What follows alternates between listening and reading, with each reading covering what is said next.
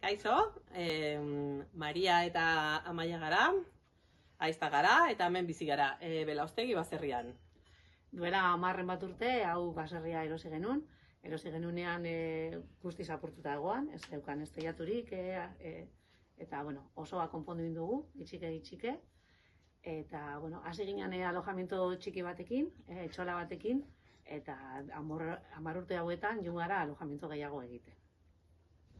10 urte hauetan txiri joan gara, lehenengoz etxola txiki batekin hasi ginen, eta Orain ja gaur egunean 6 apartamentu zabaldu dugu, eta mantentzen dugu, hasieran zabaldu genuen etxola mantentzen dugu, eta beste 6 apartamentu berriak zabaldu ditugu hemen. Proiektu hau aurrera eraman ahal izateko, eduki dugu zen zailtasunik handienak izan dira alde batetik, finanziazioa, diru asko behar izan dugu hau martxan jartzeko. Eta energia. Eta energia, energia bai, halako obra bat burutu ahal izateko, energia eta gogo handia behar izan dugu. Bai. Baitek pentsatzen badu halako negozio martxan jartzie, nire gomendia izango zen alde batetik, pazientzia handia izatea.